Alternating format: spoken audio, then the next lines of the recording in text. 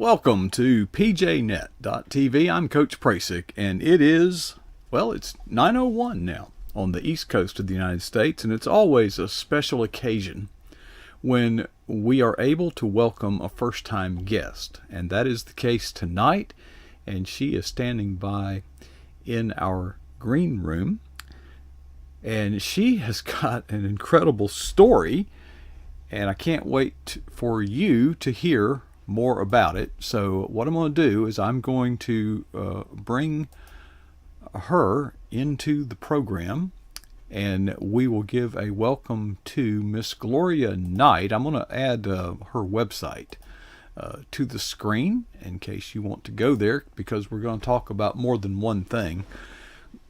Gloria calls Shreveport home, but Gloria, you have lived in many places, and the road has been somewhat rocky for most of that time you were moving around. It was.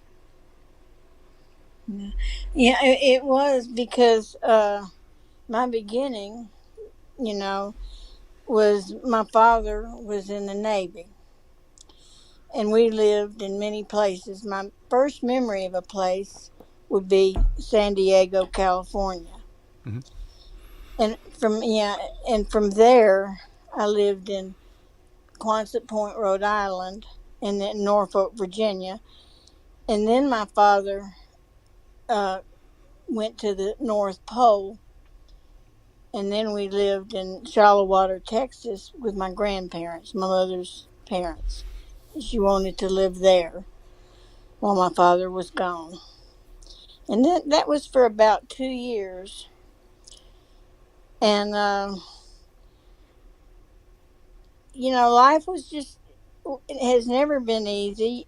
My mother always favored my sister. When I was 5 years old when she was born, and I guess that the 5 years old just isn't cute as the newborn. At least that's the way I always felt. But you know, I don't.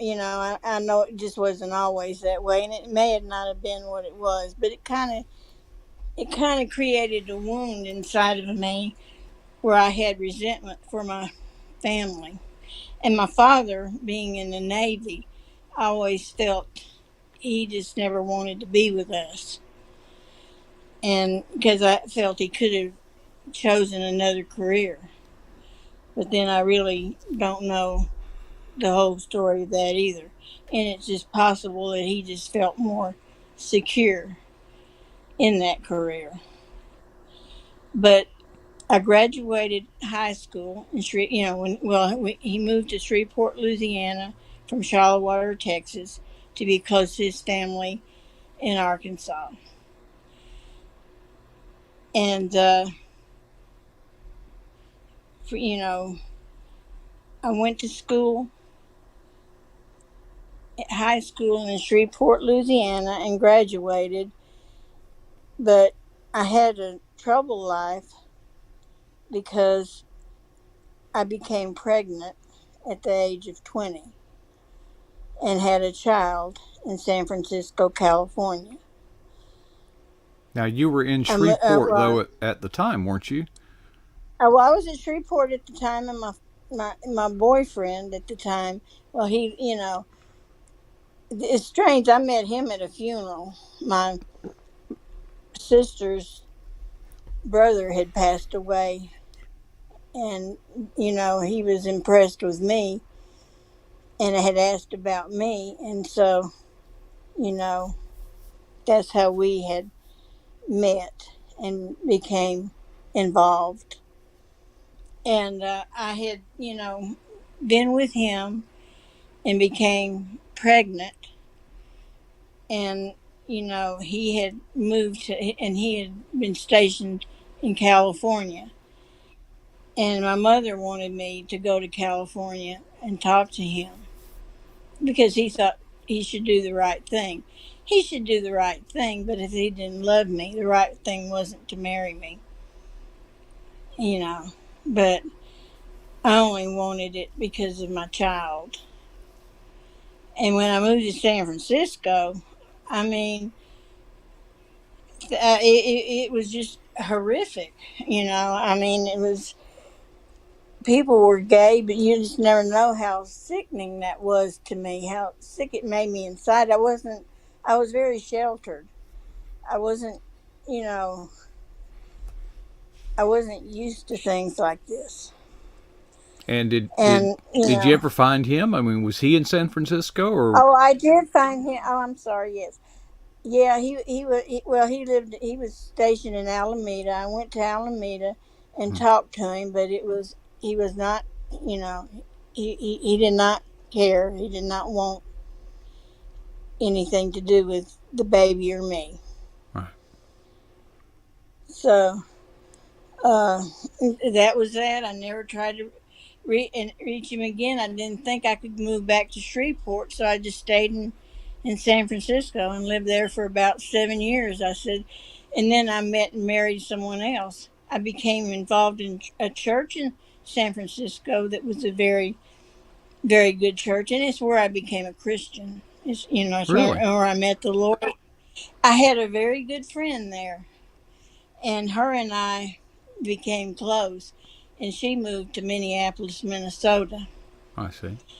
And and then yeah, and this man I was with was abusive, and she he was abusive, and his mother wanted the child. I don't think he would have ever raised a child, but she wanted the child. I think she knew me living somewhere else would mean I'd be leaving, you know, San Francisco, and I Right. know she was. I think she was more afraid of that, but she didn't realize she made me feel desperate that I had to leave with my child, Now, how and how I old was this child when you left San Francisco? 3 years old. So you're driving alone. Now, this was back when No, women I didn't. wasn't driving. We took the bus. Uh, I never drove in San Francisco. I always depended on public transportation. so So across, and then you've bounced all over the country. You land in San Francisco. You get a few roots down. You make a friend. You join a church. You find the Lord, and next thing you know, you're uprooting and headed for Minnesota. and that's the best church that I was ever at in my life. I mean, um, they had a group of single parents, and it's where I learned it's where I learned to care about other people because we always would do things for each other. We would, paint people's houses and, you know, whatever needed, do repairs, whatever we Mm-hmm. could do. Men would do repairs. Women maybe would clean if one somebody was sick. It was just the most caring church that I was ever involved with. I mean, I really never had really had ever seen anything like that before, and of course, it impressed me, and it increased my hunger, and you know. You ever check to But see if that church is still there? I do, and the one in San Francisco too. I go to their websites to see if they're there. Uh huh. Now, the one in Minnesota, unless it changed its name, it's no longer there because the location was at was torn down. It was in a mall. Oh, okay.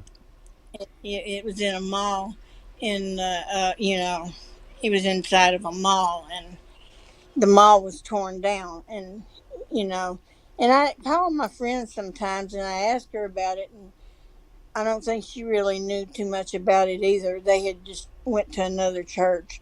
She married, but she also, you know, had a man who was abusive and that she left. And I guess that's what we had in common. Mm-hmm. Now, yes, you're in Minnesota, but your parents are still in Shreveport, and you're talking to My them, parents are, uh huh. but they Yeah, don't know well, where you are, really, do they?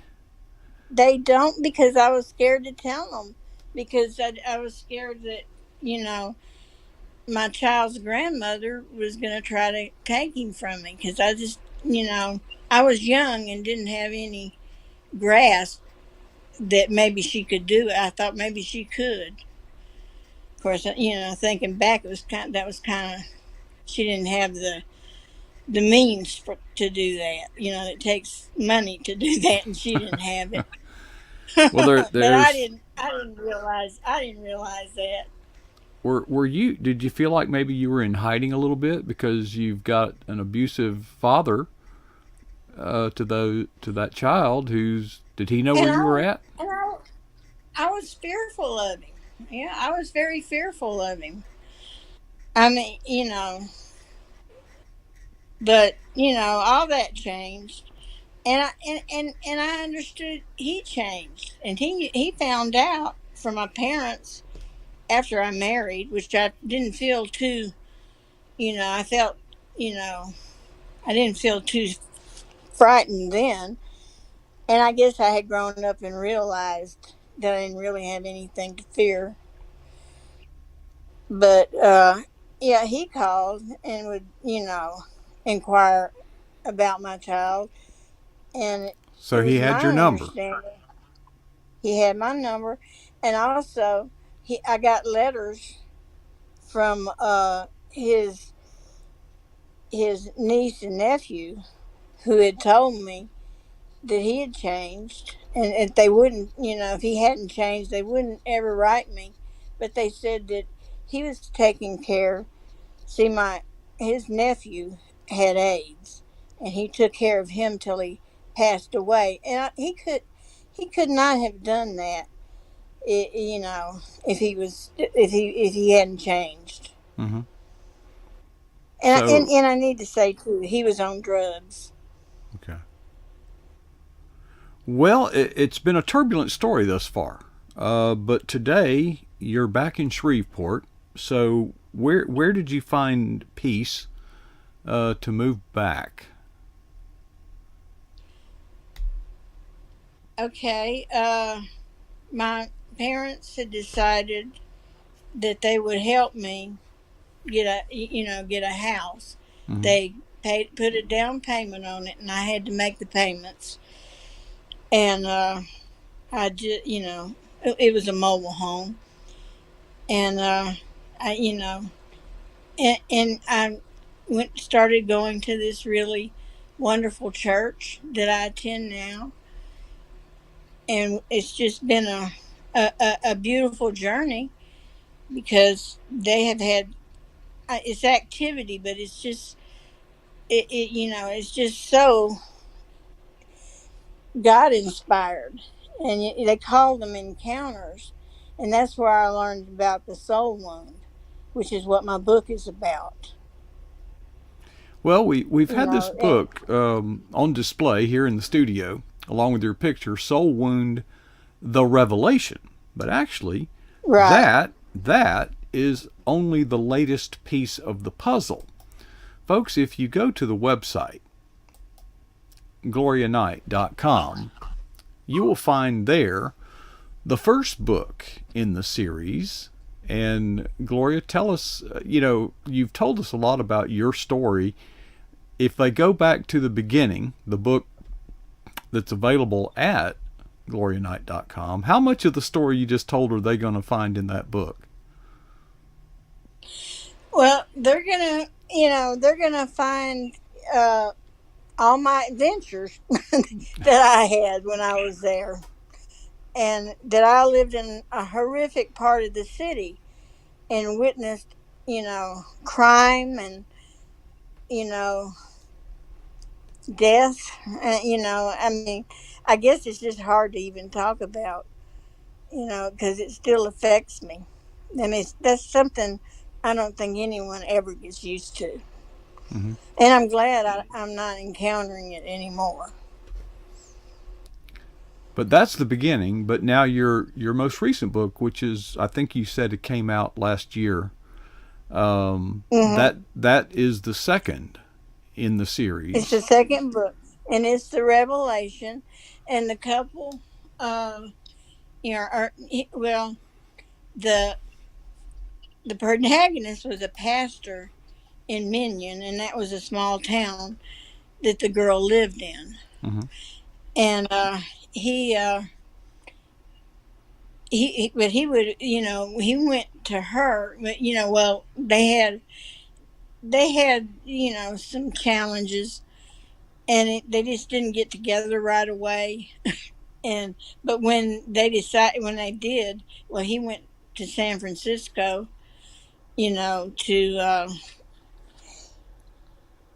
to tell her how he felt about her. And while he was there, he discovered that he wanted to. Well, he had been a former addict, Mm-hmm. and he decided that he wanted to be in the addiction ministry there in San Francisco at Glad Tidings Church. Okay. Now, the Revelation is the sequel to the beginning. Hmm. Is that the end of the series, or is there something else around the corner? No, there's one called the Ministry, and the Ministry is going to tie both these books together because they're leading up to a ministry for hurting people who have soul wounds, and it's just you know focusing on soul wounds and forgiveness and self forgiveness, Mm-hmm. which is what heals a soul wound. Right. Gloria, you have been on. You call it an adventure. I would call it something more akin to a nightmare. It's really. I admire It was. the fact that you have survived it. That you struggled through it and you survived it. And what an amazing story. And I'm just so grateful that God has intersected you with good friends, both in San Francisco and later in Minnesota, and a wonderful In church, Shreveport. and in Hmm. Shreveport. But thank Hmm. God those churches were there for you, to They take you were. They in were. at a time that you were so wounded, so vulnerable, so fragile, but struggling and fighting, the way you were. It's an amazing story, and if the book is anything close to as exciting as your life has been, or as adventuresome, I think you call it, that would be quite an intense experience in and by itself. Gloria, I know that it's not easy to share these stories sometimes. The hard parts. Life is sometimes unfair. Life is sometimes hard, and they do wound us. But it's so refreshing. It's so relieving to know that God and His people, working through His people, God has helped heal those wounds, and you are sharing that same hope with others through your ministry and through your books. And we really appreciate you sharing your story with us here tonight. Gloria, thank you so much. You're welcome. Oh, And thank you. well, glad to do it. Gloria Knight, what a story. Amazing story of grace under fire. Oh, I wanted to show you something. Another, we keep turning up the cameras, folks. There's another one right there. What do you think? This one's kind of special, by the way. I've got this little remote control doohickey thing here, and I can take this camera and move it around like that. See? You want to see more? We're just having fun here, folks. Never a dull moment here at the PJ Net Eagles Nest broadcast facilities. Well, hey, that was pretty intense, wasn't it? Let me ask you a question.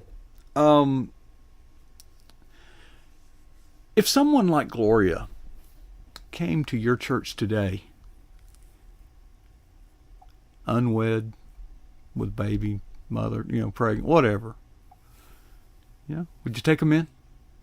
Would you be to that woman today that the church was for Gloria in her past? Times have changed, but some things need to stay the same. Okay, what a wonderful story. In just a few moments, we've got another story coming from Whitney Ward. She'll be here in just a few minutes, and while I'm getting everything ready for her, I'll ask you to ask yourself a couple of questions. Ready? Answer yourself. What is the boldest thing that you've ever done for Jesus Christ? And second, when was that? See, the challenge is to never be satisfied with either answer.